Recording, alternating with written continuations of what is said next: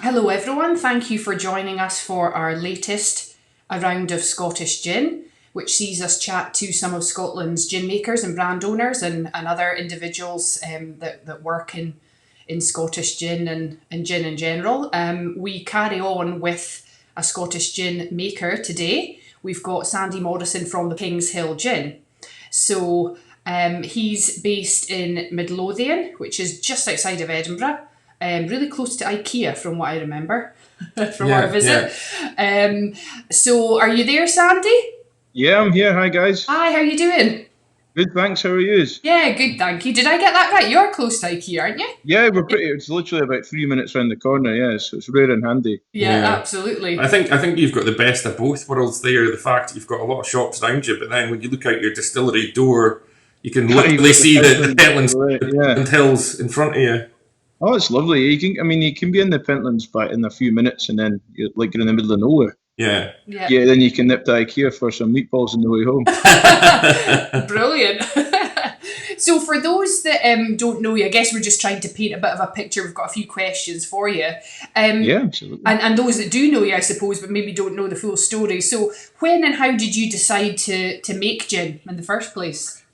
So my gin journey started really with it was actually my now wife bought me a tour of the Edinburgh Gin Distillery, underneath the Rutland. Mm-hmm. And I've always loved gin. I was always a bit of a gin enthusiast, if you want. And I went along to see how they made it there in Edinburgh Gin. It was a great tour, actually, really interesting. And to be honest, I thought there would be a lot more to it. Just from having a look for the first time as like a total greenhorn. And I thought, oh, that looks like a bit of fun. And because we do a bit of walking in the Pentlands and things like that, I thought, a lot of the botanicals that we're mentioning on the tour, I was like, oh, I found quite a lot of them just on my walk around the hills. So that's what kind of spurred me into giving it a shot, if you want. I went online and bought an illicit still, and sort of just had a go myself, just with cheap vodka from the shop and a few botanicals, and it kind of, I suppose, it escalated from there because once you finally get something that's palatable, I was giving it away as gifts, and then people were asking me, "Oh, can you make some for my friend or my uncle or whatever?" So that's how we kind of grew from there, and it was great fun as well. I thoroughly enjoyed it, so I thought, oh, why not try and make a go of this? And it is a lot harder than it looks as well, may I add. When I said in the Edinburgh Gin Distillery, I thought, oh, that looks okay, but it's actually a good bit harder than you first would think. But now we've had a great fun on the way. Yeah, brilliant. And I guess obviously you've got your own distillery. Was that a difficult decision to make? Sort of thinking, I'm going to invest in this, so I'm going to make a long-term go of it. Yeah, I think for me it was always a plan was to start my own distillery, because I think contract distilling is great. And these guys are like the top of their game at what they do. But I wanted to have my own, like, the ultimate over it, ultimate influence, if you want. I wanted to be able to chop and change or try anything I wanted to, and if I want to come in here at midnight and crack on with stuff, and I'd always like to have my own, like, small distillery and still, so that we can and just experiment all the time. Yeah. We can make blends and we can do liqueurs, and if it's your own, it's easy really to have the ultimate control. So that's what we were doing, and it's a lot of fun as well. I can get my parents involved and my wife and stuff, and a wee dog comes along sometimes, and always, it's nice just having your own place. Yeah. We had my 30th birthday in here as well, so we had a ping pong table, which you guys probably saw, and a shuffleboard, and ordered in a chippy and that, and it's great really having your own distillery. There's no way two ways about it. Brilliant. I guess it was it's an investment though as well. Yeah, well that's the thing. It is a big investment. It's a huge initial outlay with, your still and even your premises and all that. But I think it's, eventually it does become worth it if you can keep at it. Yeah. Yeah. And so you touched on, obviously tinkering at the start and trying to make it palatable. So how long did it take from that initial tinkering to making the final King's Hill recipe? So yeah, it took us from when I first started sort of messing around, probably almost a year by the time I actually decided to make a go of it and get a proper still and try and upscale a recipe and things. So I would say probably around about a year before we were officially going with our final recipe on a larger scale. Because we had a recipe on Molly or small still or 3 litre still, and then it's not as simple as I thought. Again, upscaling it to this big one behind us here, Marion, the 200 litre still. Yeah. So there was a lot of really tinkering involved in the between and changing out different botanicals, and we eventually settled on. We were finding a lot of our sort of flowery botanicals, like our elderflower and our heather and gorse, things like that, were getting kind of lost in amongst the the powerful juniper and coriander and stuff. So that's why we developed we vapor infuse some of our more flowery botanicals, or delicate ones, if you like. And you only discovered that presumably when you upscaled, did you? Yes. Yeah. We were, yes, and then so we installed a vapor basket and things in here, and it's worked out well for us. So there's a lot of tinkering, and there's no exact science. You just have to kind of suck it and see, don't you? Yeah, absolutely. And obviously we met you at the Scottish Gin Awards and had a good chat and a good that was a good laugh, yeah. a good drink as well. So other than getting married and other than sort of, what have you been up to since we last saw you? So it's been a real busy time really since then. We got married, we got a dog as well. We got a lovely little Australian Labradoodle. So Teddy, he keeps us really busy as well. Mostly a nuisance, but he's lovely. And we've been spending a lot of time developing our own bespoke bottle. Nice. Which will be hopefully launching in the 1st of August.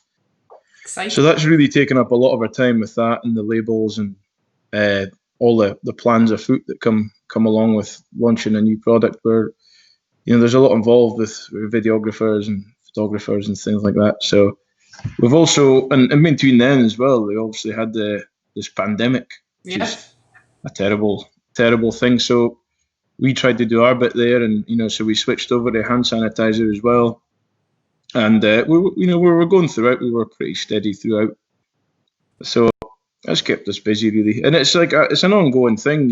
Us gathering our botanicals and things and keeping them. So yeah, we've just been keeping real busy. Yeah, that's good. That's good. At least you got that wedding in before all this kicked off. Yeah. So I feel really sorry for the people that haven't, and having to go through, and a lot of my friends and my older brother as well have had to postpone and cancel, and it's a real shame. Yeah, and we're just kind of glad we got all out the way and weren't affected. Yeah, and you can lock yourself up in your distillery and carry on making gin. And get the ping pong table out. Yeah, there's worse ways to spend lockdown. Absolutely, it gets harder the more as time goes on, the more gin you drink as well. Yeah, definitely. That's for sure. Definitely, yeah. Responsibly, of course. Of course. Responsibly, of course. Yeah, absolutely. And we always walk home as well. Yeah.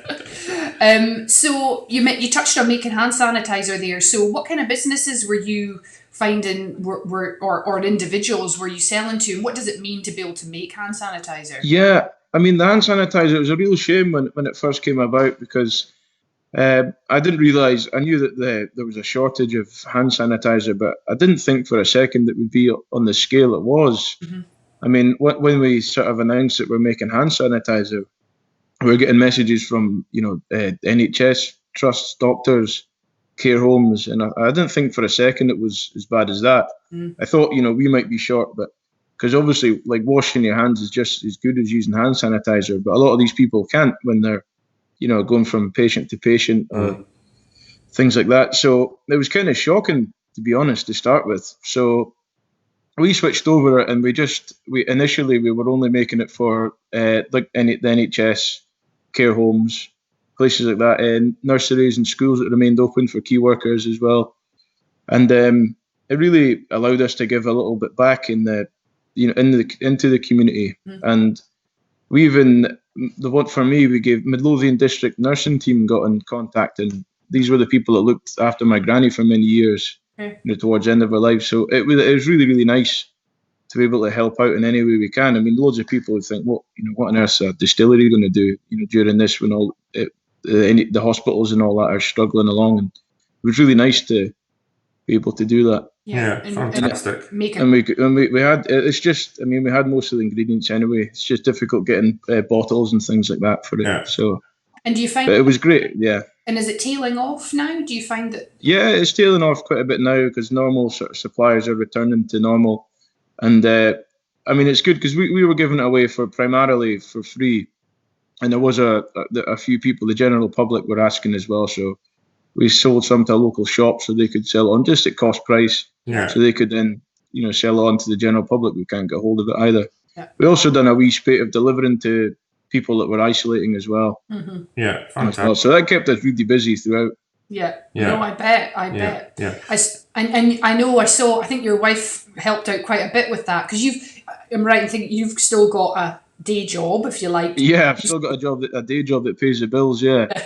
So so she was great in helping out with that because she was, with the work in their offices shut and things, so she wasn't working at that time. So she managed to help out a lot. Actually, we were really struggling. So that's good. It was great actually to be able to do something. Absolutely, yeah. And obviously, Sandy, a big part of your process is you go out and forage for as many sort of local botanicals as you can.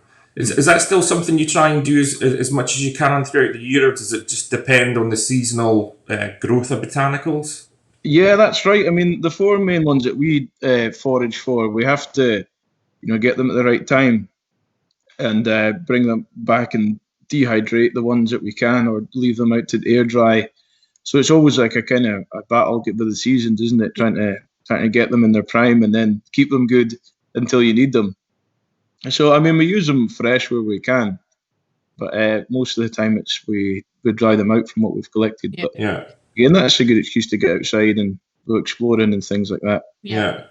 And so you touched on the botanicals. What are the four ones? I know elderflower you mentioned. Yeah, so it's rosehip, gorse, elderflower, and heather. Right. Yeah. The ones that we gather locally. Yeah. Brilliant. So that keeps us busy with that. I mean, even now, like the gorse is kind of towards the end of the season now. Yeah. And all the elderflowers most of the elderflowers are berries now, so we'll be moving on to rosehips and heather when the heather comes on towards the autumn. Yeah. And the rosehips are the same later on in the year. We'll get them. Yeah. Brilliant. Yeah. So it keeps us. We like to gather sloes as well, and we make our own little stock of sloe gin for ourselves at Christmas. Nice. Okay. Well, on that note, because I was going to talk about your is it rhubarb and amaretto liqueur that used to go down really well, and I've always fancied some of that. But that's obviously been a regular. It keeps coming back. Do you have plans to do any other? Yeah, well, I mean, we make just for weddings and things. We make like little bespoke batches. We'll maybe red gooseberry gin or sloe gin, things like that. But the main focus, I think, for us at the moment is getting a new bottle launched, and then once we get the new bottle launched, we can perhaps think about going out and releasing new flavors and releases. I mean, the rhubarb and amaretto is lovely. It keeps us going as well. Because we harvest all the rhubarb ourselves. Okay. That's like an ongoing job as well. Which is, I tell you, it's lovely though when we're making the liqueur in here. Oh, smells with the smells and the colours and stuff. It's awesome. Yeah. Yeah. No, I can imagine. So I really enjoy experimenting with sort of fruity liqueurs myself. Yeah. I've tried all sorts as well. Anything that I can get my hands on. Rowan berries are a funny one as well, but it's it's good fun. That's good. At least you can still find the time to experiment. But yeah, certainly. And I guess the summer has been a bit quieter in general in terms of you would ordinarily have been like every weekend probably at events. Yeah, that's right. Yeah. And stuff. So have you missed not doing that? Yeah, well, I mean, it's a shame that because we always enjoy the festivals, and it's always like it's really nice, getting to meet and fellow people that are very enthusiastic. I mean, we'll often meet people that the gin knowledge is just unbelievable, far more than I would ever even know, and they're just really, really into it. So it's always nice going to these events and everyone's having a good time. And we've kind of, especially in the summer, it's really the festival season. So it's a shame we've missed it and all that. Our last one was in Montrose just before the lockdown. So we have been sad to miss a lot of them. I mean, it is a shame, but I suppose it frees up a bit of time for us to carry on with the hand sanitizer and, getting on with our little bits and bobs. Yeah. But I'm looking forward to when that all kicks off again, hopefully in the not so distant future. Absolutely. Yeah. And what's the best way to enjoy Kings Hill, Sandy? Have you got a preferred way of serving it? And well, if I'm honest, Martin, for me it's like the most, the world's most famous cocktail is a gin and tonic.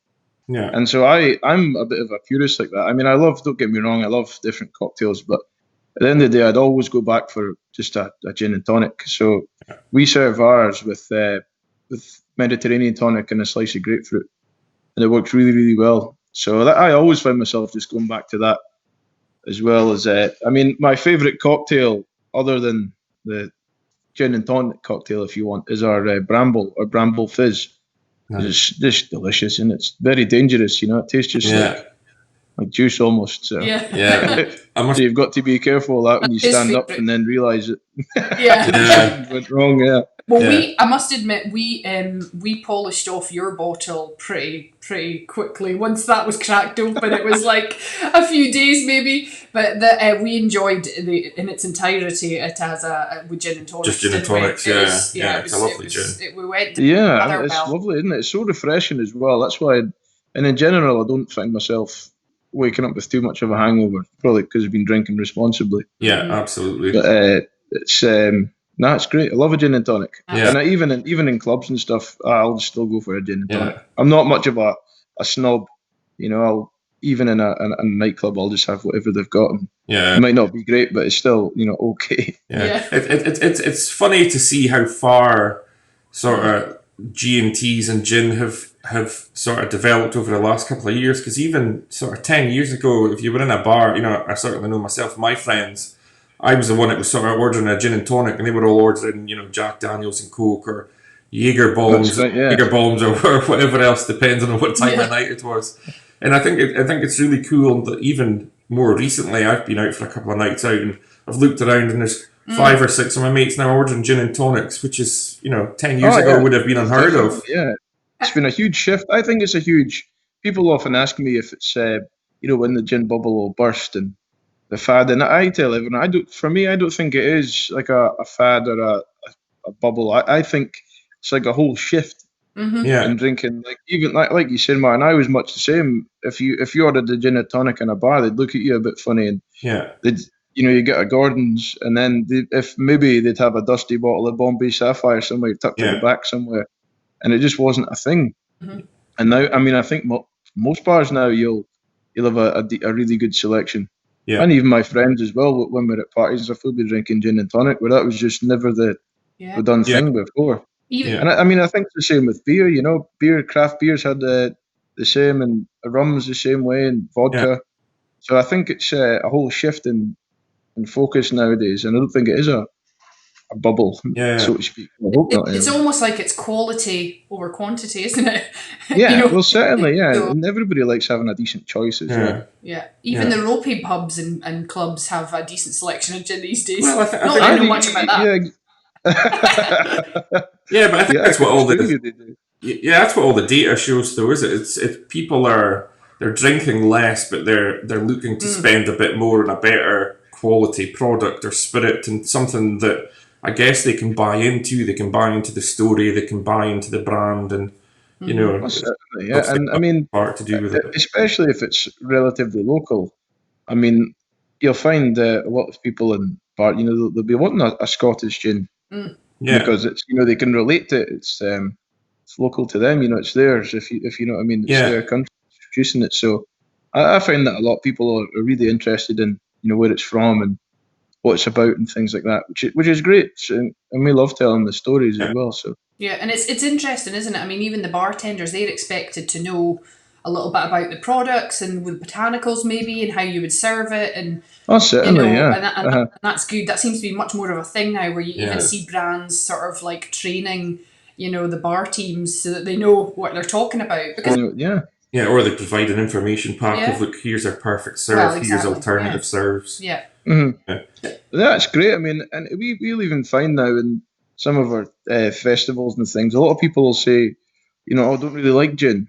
What have you got? I'm like, well, we're at a gin festival, But That's just criminal. I know, it's brilliant. So that sometimes, again, we can serve, like, for example, our gin, we'll even serve it with Bonaccords salted grapefruit soda. That's a nice one, yeah. And people will think, oh, that's actually really nice. And, and I'm like, so I think people, it's opening their eyes as well. Folk that would normally not even go near it. I think nowadays it's changed. If people are wanting to try it, they're wanting to like it. And if they can get into it by drinking it with grapefruit soda, absolutely, on you go. Yeah, and I guess in a way as well, the sort of growth of gin has almost in a way went hand in hand with the growth of sort of premium tonic. So, you've got likes of the Schwinn signature range, you've got like Walter Gregor's, you've got Bonaccord, like you mentioned, and you've even got the likes of Cushy Juice, which is a non-quinny which tonic is and mixer, which is definitely a big part of it, because I think a lot of people think they don't like gin, actually don't like tonic. I mean, well, that's just it. You're absolutely right. Yeah, it's mostly the tonic, the bitterness from the tonic that they don't like.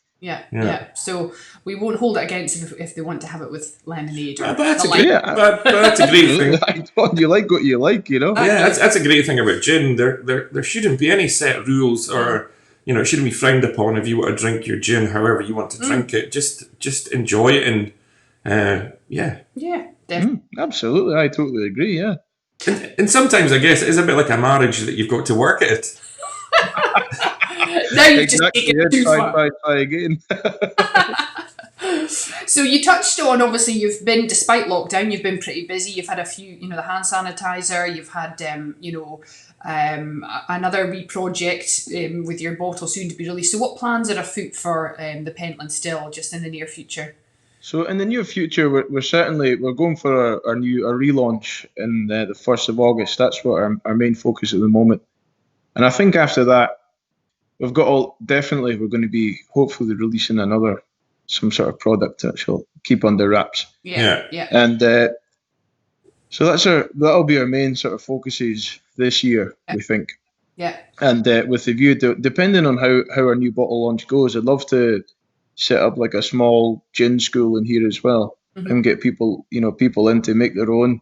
Yeah. We've got a couple of little stills here as well.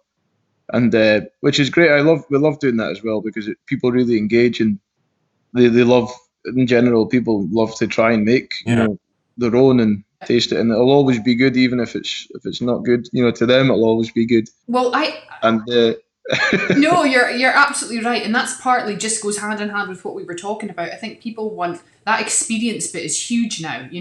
People do. Rather than you could go down the pub and have a few drinks, like go and make my own spirit and make my own drink and make a real experience of it. And maybe a bit like yourself, Sandy, we might find in a few years' time that people start up their own distilleries, they start making their own gin. They'll be asked, kitchen, and they'll be asked what inspired you to get started, and there might be somebody saying, "Well, I went to the Pentland Still gin school." Just like you said about Edinburgh Gin, I guess, yeah. Exactly, yeah, absolutely. I mean, I'd love to turn this place into like a real, I've got grand plans to turn my mezzanine area into like a snug, like a gin snug, make it like a proper gin den. Yeah.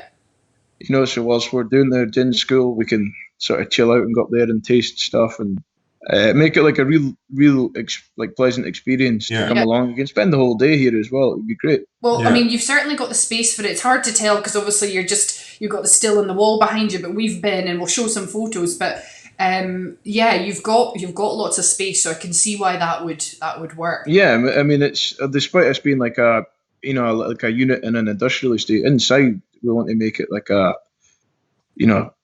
gin den, I call it a gin palace. But yeah. I mean, that's maybe stretching it a little bit. No, well, it sounds like you're going to be very busy. That's certainly lots to keep you going. And we did see the sneak peek of your new bottle on your blog, so that looks very, very exciting. So I can't wait to get it going and release it into the wild. Yeah, only a few weeks now. So only a few weeks. Yeah. Good luck with all that. And so that's our questions for you. Thank you so much for making the time to chat with us. That's been great. Lovely. Thanks for having me on. I appreciate it. Not at all. And we'll catch up with you hopefully face to face very soon. Yeah, hopefully you can show you my new gin snug by then. Yeah, that'd be good. Yeah. Get into the den. Yeah. Thanks for taking the time to chat, Sandy. Oh, you're very welcome. Thank you very much. Yeah. Not at all. You take care, Take okay? care. Thanks both. Cheers now. See you All the later. best. Bye. That was great to catch up with Sandy there. He's always been a pleasure to deal with. And in fact, so hilarious as well. We've actually got, if you go into his profile on our website, the Pentland Still. Where are you going with this? I'm just going, his A Day in the Life of is one of the funniest features we've had back. I was genuinely in stitches reading that back. And he did the Discovering Scottish Gin as well, which was our Facebook competition where the general, the members of the group asked questions. And what a great job. I mean, genuinely really, really nice guy and funny stuff. So, and he cares about what he does as yeah. well, which shows, So Yeah, definitely. So, but no, that was really good. And keep an eye on our socials. We'll carry on with these at least once a week. So, we'll see you very soon. take care. Bye.